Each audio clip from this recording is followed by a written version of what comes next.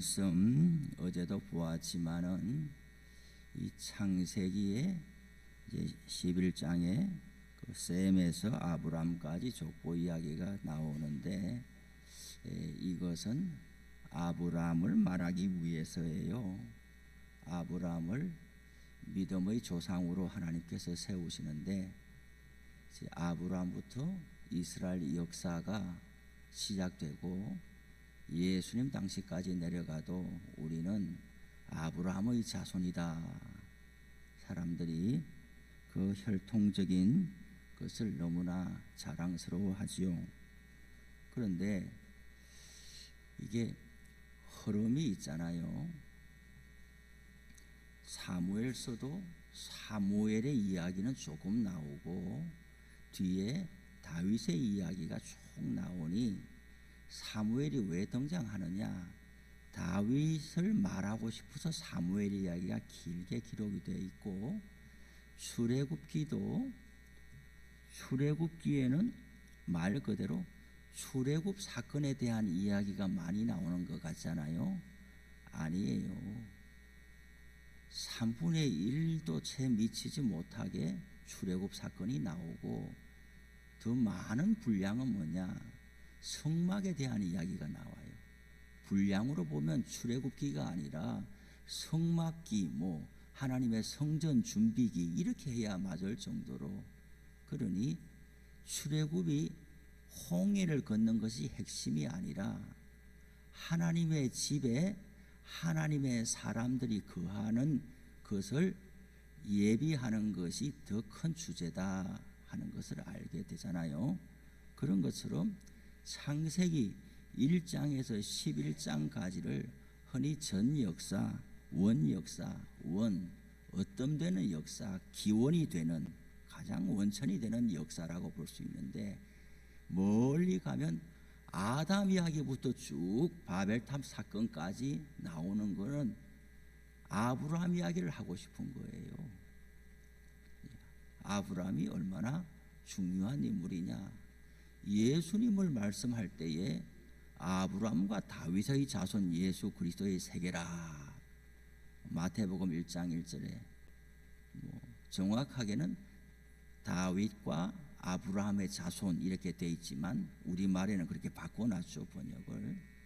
그러니 하나님의 긴 인간 역사에 그 에벨레스트 산 최고 높잖아요. 그리고 그 히말리아 그 산맥, 그 에베레스트 산을 떠받치고 있는 어깨와 같은 그 7,000m가 넘는 산 봉우리들이 있다 그러잖아요. 모르시는구만요. 유명석 집사님이 저보고 그랬는데 그 몇 개를 갔다 왔다고 그랬죠. 그래요. 우리도 이렇게 산이 좌우에 있잖아요. 그 산을 보시라는 이야기예요. 산이 갑자기 전봇대처럼 솟아 있는 게 아니라 큰 능선을 이루면서 높은 산이 쭉 있고 그것이 어깨란 말이에요. 있고 거기에 제일 산 정상이 있듯이 성경도 흐르는 맥락이 있는 거예요. 딱딱 지점을 짚어본다면은 첫 사람은 아담이죠. 모세도 위대하지만은 아브라함인 거예요. 아담과 아브라함과 다윗과 예수 그리스도 이렇게 간단 말이죠. 그러면은 왜 아브라함이 등장할 수밖에 없느냐? 1장에서 11장까지는 죄와 심판과 구원의 이 사이클이 계속 반복되고 있어요. 한 4막 정도로, 4개의 막 정도로.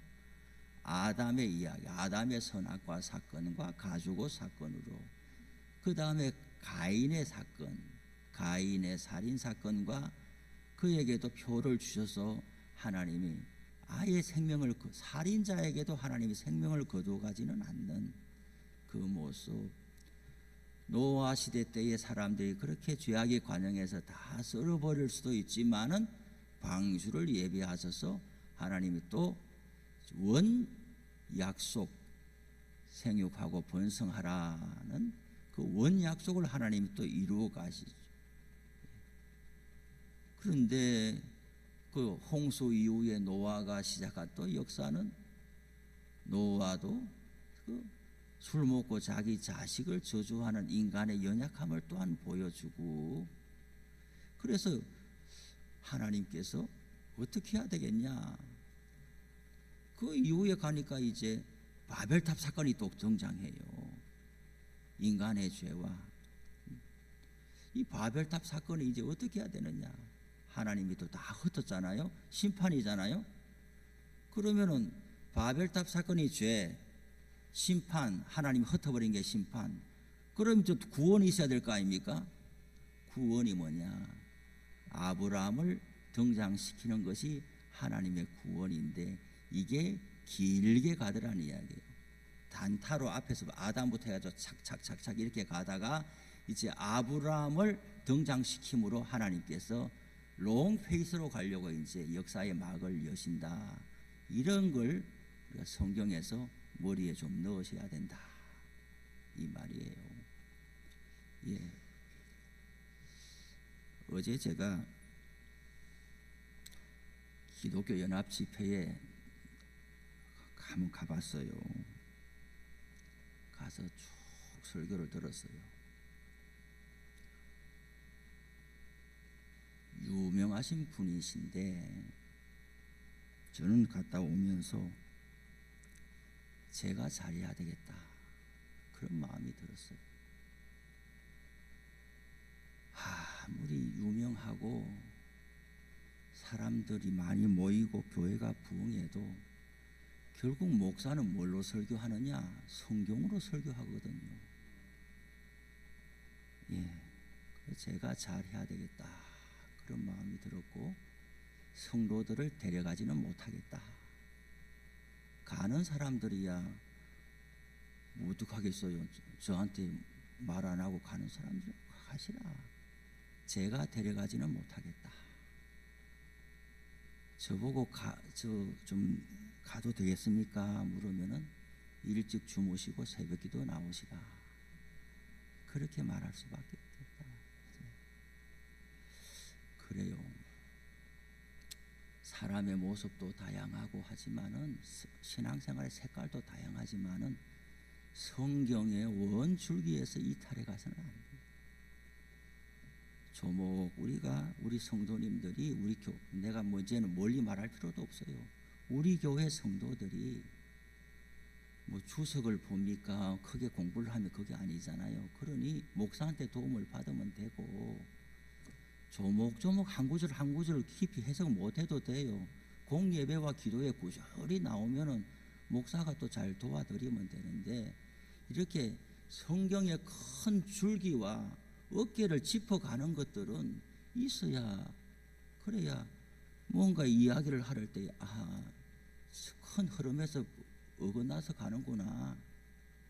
사람을 웃기기도 하고 울리기도 하지만은 거기에 왔다 갔다 해가지고는 일생의 발전이 없어요. 웃고 울어가지고 내가 개그 프로 보고 나서 웃고 울고 하지만은 뭔 덕이 돼요 우리에게. 원 성경의 그 드라마의 원줄기를 잘 짚어나가고, 그 맥락 안에서 은혜를 받고, 그 맥락 안에서 하나님이 우리 인생을 어떻게 이끌어 가시는지를 보게, 그게 바로 우리가 성경 중심으로 살아간다라는 것이죠. 멀리 뭐 남의 교인 이야기할 건 없지만은 우리 교인들은 이제 저와 함께 성경을 중심으로 잘, 텔레비 유튜브 너무 따라다니지 말고, 유명하다는 유명세에 엎어지지 말고, 그래요. 성경을 잘 따라가면서 배울 수 있기를 바랍니다. 아브라함이 왔는데 아브라함의 가정이 부름받을 때에 보통 힘든 게 아니에요. 봐보세요. 아브라함 이야기를 들으니까 우리 이야기를 보는 것 같잖아요. 우리 개인의 일생을 보는 것 같아요. 우리 집의 이야기를 보는 것 같아요. 내가 여기 와서 만나는 우리 교인들의 가정이 슬픔과 아픔이 가득한 가정들이 19은 되는데, 아브라함의 이야기에 다 있단 말이에요. 그런 내용들이. 자, 아브라함의 성경에 보면은 느헤미야 9장과 사도행전 7장과 여호수아 24장 오늘 본문이 네 가지의 본문을 나란히 놓고 보면은 이런 말씀이 되는 거예요. 스데반의 설교에 보면 하나님께서 메소포타미아 지역 갈대아 우르 지역에서 영광의 하나님께서 아브라함에게 나타나서 내가 너는 본토 친척 아비 집을 떠나서 가라 그랬어요. 그럼 아브라함을 언제 불렀느냐? 갈대아 우르에서 불렀다 이래. 그리고 느헤미야 9장에도 갈대아 우르에서 하나님을 택하여서 불렀다라고 되어 있어요. 여호수아 24장에 보면은 아브라함의 아버지 데라가 강 건너쪽에 있을 때에 다른 신들을 섬겼다 되어 있고, 그 갈대아 우르라는 곳은 달신을 숭배하는 곳이다. 그리고 지금 노아의 아들 셈에서부터 10대를 내려가서 데라가 나왔는데, 데라가 어디까지 가서 저기 갈대아 지역의 우르라는 동네까지 가가지고 거기서 우리로 말하는 집성촌을 이루면서 달신을 섬겼다 이 말이에요. 그러면은 지금이야 불신 가정에 내가 태어나도 교회가 있어가지고 불신 가정의 자식이 예수 믿을 수 있잖아요. 그런데 그 당시에 데라의 아들이 아브라함인데 아브라함이 하나님을 어떻게 알아요? 그 당시에 아브라함의 아버지의 주권과 권세와 영향을 생각하면, 우리 그 옛날에 아버지가 제사 모시러 가는데 아들 보고 가자 그러는데 아들이 교회에도 만난 적이 없고 성경도 본 적이 없는데 아버지 나는 안 갈랍니다 이럴 수 있어요? 그런 것을 생각해 보면 아브라함이 우상 숭배의 영향을 안 받았다고 말할 수, 그건 너무나 지나친 거 아니에요? 그런데 여기서 한 포인트가 뭐냐? 전혀 우리로 말하는 예수 옛자도 모르는 사람이고 동네가 집성촌이고 동네 전체가 우상 바가지로 덮어쓰고 있는 곳에 영광의 하나님이 아브라함에게 나타났다고 하니 이것이 선택이고 부르심이라는 거예요. 그런 거예요. 그런데 오늘 성경의 31절에 보니까 뭐라고 되어 있느냐? 데라가 아브라함과 롯과 사레를 데리고 갈대아 우르를 떠났다고 31절에 나오는 거예요. 성경을 이렇게 맞춰보면 하나님께서 아브라함을 택해가지고 갈대아 우르에서 불렀다고 그랬는데, 오늘 성경에는 데라가 며느리하고 손자하고 아브라함을 데리고 나왔다. 그럼 이건 뭐냐? 이렇게 추측해 보면 뭔가 가정에 일이 있었다고 봐요. 가정에 어려움이 있었거나 더 이상 집성촌에 살 수 없었거나, 아니면 아버지가 사업가적인 마인드가 있어가지고 지금 하란이라는 곳으로 갔잖아요. 하란도 달신을 숭배하는 곳이고 큰 무역을 하는 그런 도시거든요. 우리로 말하면 천안 삼거리 같은 데거든요. 사방으로 가는. 그러면은 아버지 데라는 더 큰 도시에 가서 우상을 섬김, 자기는 우상이 아니죠. 어떻게 하든 더 큰 도시에 가서 이 종교 사업을 많이 해가지고 가게를 일으켜야 되겠다는 그런 마음이 들었던지, 동기는 모르지만은 어쨌든 하나님이 아브라함을 부르는데 아버지 데라가 우리가 이민 가야 되겠다 이런 정책을 세우고 옮겨가니 그것이 하나님의 섭리 가운데 이루어지는 일이란 말이죠. 그런데 아브라함의 가정에 무슨 일이 있느냐? 아브라함의 형제 하란이 3남매 낳고 죽은 거예요. 롯과 밀가와 이스가 1남 2녀 셋 낳고 죽었단 말이에요. 그러니 하란은 성경 오늘 자세히 읽어보면은 하란이 데라의 아들이잖아요. 그런데 죽어버리니까 롯은 손자인데 손자가 아들처럼 된 거예요. 손자가. 그 데라가 데리고 있다가 나올 때에 어떻게 나왔느냐? 나홀이라는 사람은 나중에 이제 야곱이 외삼촌 집에 갈 때 나홀의 걸 버들이 그렇잖아요. 그런 나홀은 거기 남았어요. 갈대아 우리에 남고, 데라가 데려 나올 때에 하란은 죽었으니까 손자 롯을 데리고 나왔는데 외손녀 밀가와 이스가는 또 데려 나오지 않았어요. 그래 데려 나왔는데 또 아브라함이 결혼했는데 아브라함은 사례는 애를 못 낳지를 않나. 또 하란에 사는 동안에 아버지가 죽어요. 그러고 나서 오늘 성경에 보니까 12장에 넘어가면 하나님이 나타나서 아브라함을 불러내거든요. 그래서 합리적인 추론을 해볼 때에 아브라함의 소명은 2번 있었다라고 보는 거예요. 성경을 하나하나 자기 마음대로 없애면 되겠어요? 갈대아 우르에서도 불렀다고 나와 있고, 오늘 성경에 보니까 창세기 12장 4절에 보면 아브라함이 하란을 떠날 때의 나이가 75살이라고 그랬는데 2번 불러낸 거예요. 그럼 우리가 이걸 어떻게 볼 거냐? 처음에 갈대아 우르에서 하나님이 불렀는데 소명은 있지만은 자기 마음대로 되는 게 아니에요. 왜? 아버지가 계시니까. 우리를 둘러싸는 환경이 있으니까, 사업적인 환경, 가정적인 환경이 있으니까 하나님의 부르심은 있는데 내 마음대로 할 수가 없는 거예요. 내가 은혜 받았다고 해서 내 마음대로 인간관계, 가족 형편 이런 거 다 무시하고 그냥 나는 은혜 받았으니까 이래 산다 이러면 되겠냐고요. 나한테 붙여준 가정과 가족들도 다 하나님의 허락 가운데 이루어진 일인데 그 책임을 방기하고 은혜 받았다고 내 마음대로 뛰쳐나가면 되겠냐고요. 그럴 수는 없는 일이거든요. 그러니 아브라함도 갈대아 우르에서 부름을 받았으나, 그리고 다메섹 도상에서 사도 바울에게 주님이 어떻게 나타났어요? 이 억센 사람은 하나님이 아주 아프게 불러내는 거예요. 억센 사람은 조용히 말해가지고 안 되니까. 사도 바울 같은 사람도 그냥 해보다 더 밝은 빛이 나오니까 저게 뭐냐, 내가 잘못 봤는지 환상인지 뭐 이거 의심할 수가 없는 거예요. 백주 대낮에 해보다 더 밝은 빛이 비치면서 말을 하는데 이걸 어떻게 하냐고. 어떻게.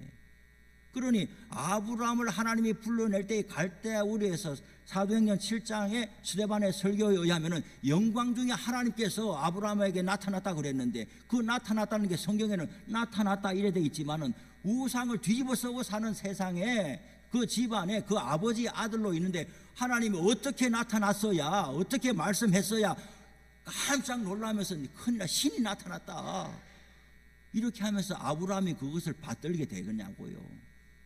성경에 자세히는 안 나와 있지만 그 부르심이 다메섹 도상에서 사도 바울에게 찾아간 것 못지않은 강력한 충격으로 하나님이 찾아갔을 거라는 거예요.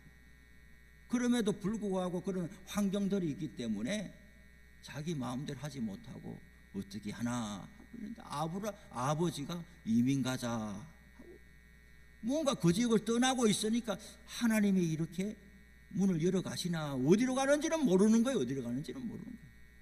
분명히 여기를 떠나라는 이야기를 했는데 하나님이 어디로 가라는지는 말을 안 했는데 아버지의 마음을 움직여 가지고 떠나게 돼 있어요. 그럼 아브라함은 생각했을 거 아닙니까?